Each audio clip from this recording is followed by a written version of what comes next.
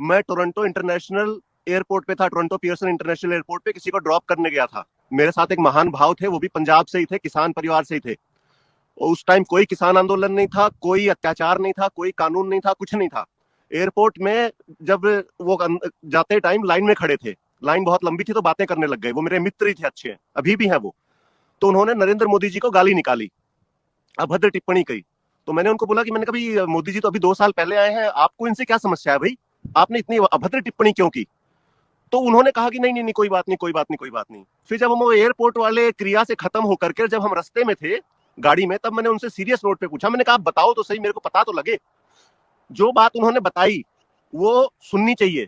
उन्होंने कहा कि प्रमोद भाई, ये व्यक्ति जो था, जिस हिसाब से भारत के अंदर अराजकताओं की सरकार चल रही थी, गठबंधनों की सरकार चल रही थी, कभी किसी को तोड़ लिया, कभी किसी को मोड़ लिया, जिस हिसाब की पॉलिटिकल इनस्टेबिलिटी थी उस देश के अंदर, हमें यह था कि जो रेफरेंडम हम 2020 में करवा रहे थे, जिस रेफरेंडम के लिए हमने 2020 रेफरेंडम के लिए पैसे इकट्ठे कर लिए थे, वो रेफरेंडम के टाइम हम खालिस्तान की नींव खोद देते और उसके अंदर पत्थर डाल देते।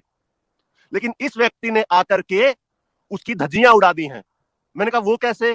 कह रहा इसने भारत को एक पॉलिटिकल लीडरशिप दे दी है, इससे हमें प्रॉब्लम है। मैंने कहा और उसने कहा कि इसने हिंदुओं को जातियों से ऊपर उठ करके और अपने देश के लिए और अपने राष्ट्र के लिए एक कर दिया है, इसलिए हमें इससे नफरत है। हमें इससे नफरत इसलिए है क्योंकि इसने इसने हमें एक परमानेंट डैमेज कर दिया है।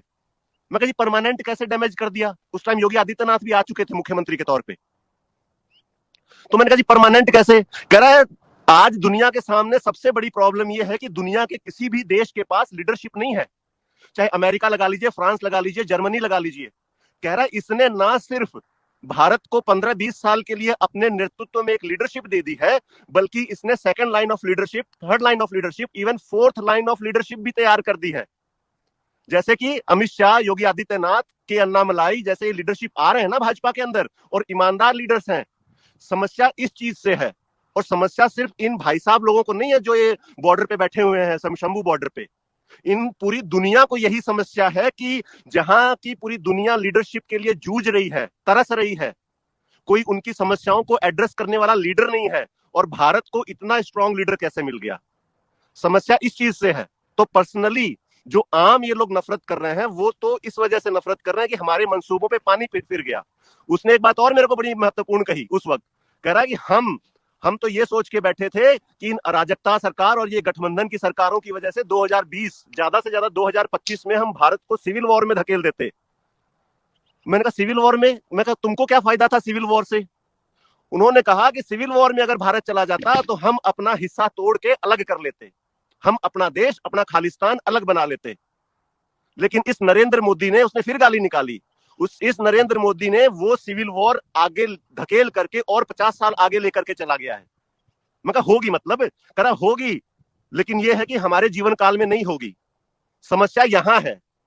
स्वामीनाथन कमेटी की रिपोर्ट तो 2004 में आई थी, मनमोहन सिंह खुद सरदार था, क्यों नहीं लागू कर दी 10 साल के अंदर? कोई पूछने भी आया था कि साहब स्वामीनाथन रिपोर्ट आपके पास आई है और आप जरा लागू कर दीजिए इसको? कोई पूछने तक नहीं आया।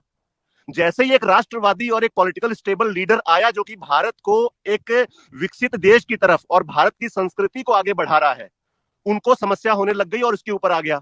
एक और सबसे बड़ा कारण ये जो अभी लेटेस्ट 5-10 दिन पहले ही पता लगा है कि एकदम से उग्र क्यों हो गए हैं और एकदम मारने मराने पे आतुर क्यों हैं।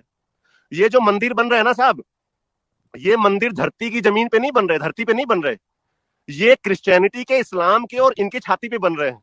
जिस हिसाब से भारत का युवा के अंदर चेतना आ रही है, जिस हिसाब से छोटे छोटे लड़के धर्म की बात करने लग गए हैं, सनातन की बात करने लग गए हैं, इन लोगों को समस्या ये है कि हम ये जो शंभू बॉर्डर पे बैठे हुए हैं, कि जिस हिसाब से सनातन बढ़ रहा है, ये हमें अपने आप के अंदर संभालेगा।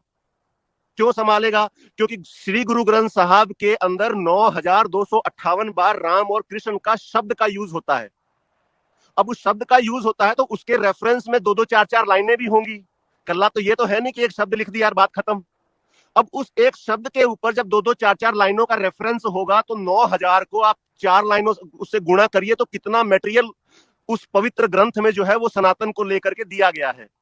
इनको ये है कि जिस हिसाब से सनातन का प्रमोशन हो रहा है, उस हिसाब से तो जो है हम, हमारे लिए समस्या है। कारण ये है। एक और इनका मेन कारण ये है, हाँ जी बोलिए। नहीं, आप अपना कारण बताइए प्लीज, मैं अपनी बात बाद में पूछूंगा जी।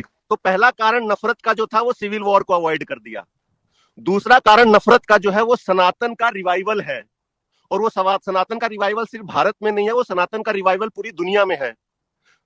और वो पूरी दुनिया में इस हद तक है कि आज रशियन गोरा भी हरे कृष्ण हरे राम कर रहा है। आज कनाडा के अंदर जो गोरा बैठा है, जो अमेरिका के अंदर गोरा बैठा है, जो इंग्लैंड के अंदर गोरा बैठा है, जो बीफ खा करके, जो गाय का मांस खा करके बीमार हुआ पड़ा था, उसको ये पता लग गया है कि योग करने से मेरी बहुत सारी समस्याओं का हल है।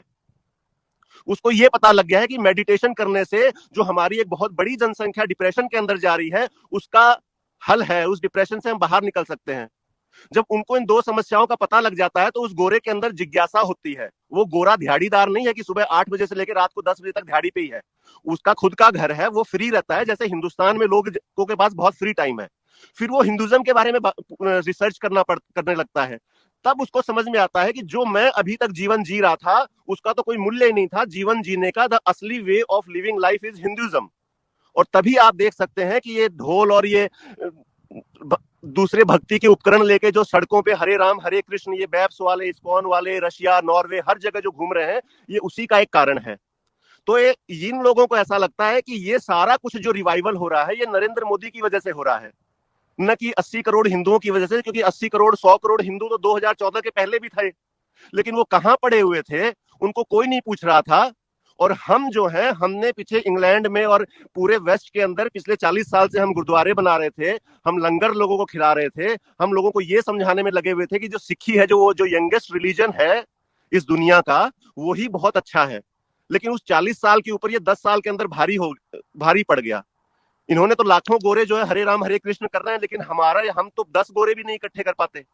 समस्या यहां है।